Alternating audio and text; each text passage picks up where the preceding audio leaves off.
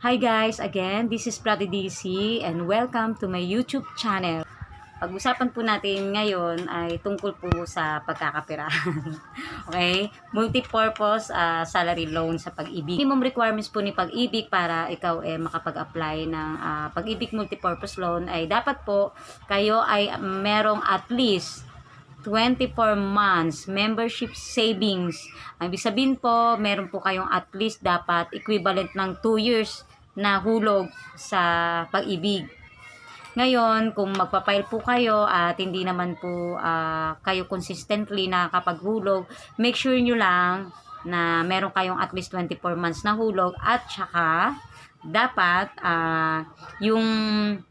dapat upon application nyo po, upon date ng filing nyo ng application, dapat meron kayong at least 1 month within 6 months prior sa date ng application. Dapat may hulog po kayo kahit at least 1 month. So, kunwari, magpa-file po kayo ng Pag-ibig multipurpose salary loan ngayong September, dapat po meron kayong at least na 1 month na hulog na manggagaling po sa March hanggang August. Ano yung mga pwedeng mag-apply ng multipurpose loan?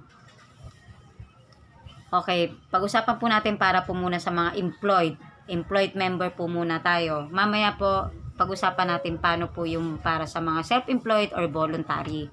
Okay, sa mga employed member, make sure nyo na meron kayo. Actually, hindi lang sa employed member kahit dun po sa mga voluntary at saka sa dun po sa mga self-employed. Ito po yung pipill upan yung form. Ito pong form na to ay pwede nyo pong makuha sa employer nyo para dun sa may mga employed member o kaya naman dun sa wala, pwede rin po kayong pumunta sa branch nyo ng Pag-ibig para kumuha po ng form na to. O kaya naman, ito po kasi form na to, downloadable na rin po ito sa Google.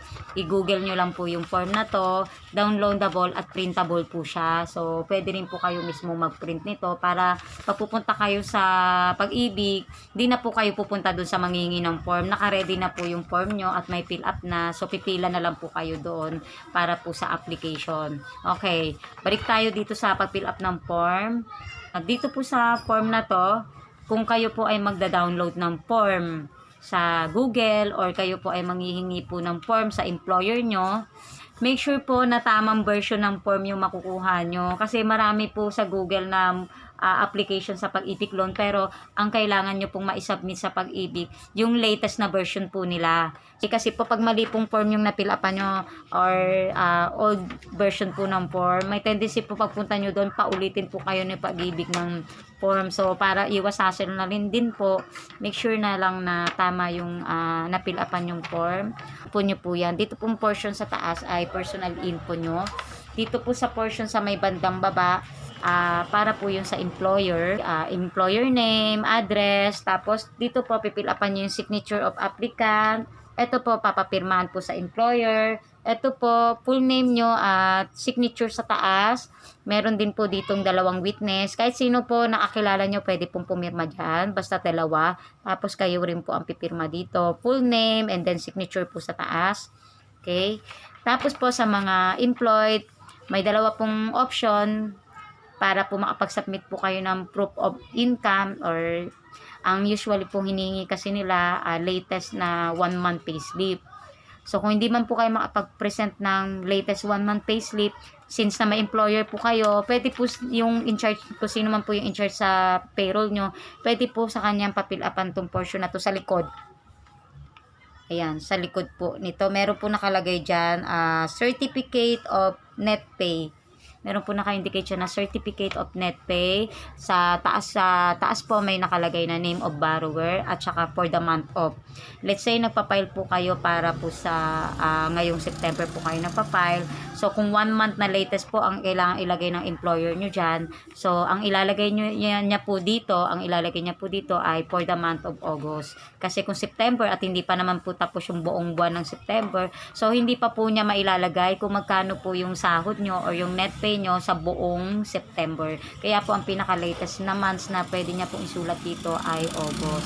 Paano kung kalagitnaan na po kayo ng September nag-file?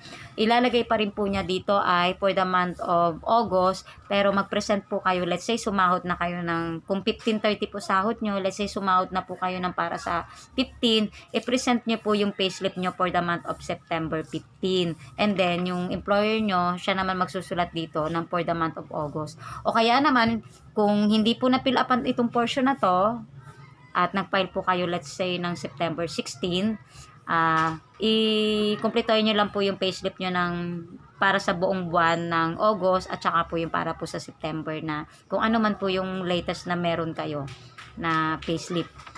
Okay, may form ka na nito. Kompleto na rin, accomplish mo na rin yung form. Pagpunta nyo po sa Pag-ibig, make sure nyo meron po kayong dalawang valid ID. I-photocopy nyo rin po yun. Kasi hahanapin po yan. At saka, maliban doon sa valid ID na photocopy po, dalhin nyo rin po mismo yung ID. Yung ID po na pinotocopy nyo, dalhin nyo rin po yun. Kasi titingnan din po yun ni Pag-ibig. And then, doon naman po sa mga self-employed po or voluntary, ito lang po sa taas yung pipil-upan nyo, hindi na po kailangang mapapil-upan nyo sa portion po ng employer since po na self-employed kayo or voluntary po kayo, hindi na rin po kailangan sulatan to. Ngayon, ang attachment nyo rin po ay ganun din po, mag-present din po kayo ng 2 valid ID, i-photocopy nyo po yun. And then po, proof of income po. Kung kayo po ay may business or kung ano po yung pwede nyong ipakita na proof of income, na proof lang po na kayo po ay makakapagbayad naman po if ever po na makapag-loan kayo sa Pag-ibig. Dito na po tayo sa how much. Magkano po yung pwede nating ma-loan? Okay? Magbe-base po yun, depende kung ilang months po yung meron na kayong hulog. Since na ang minimum requirements po ay 24 months, dun po meron pong bracket si Pag-ibig.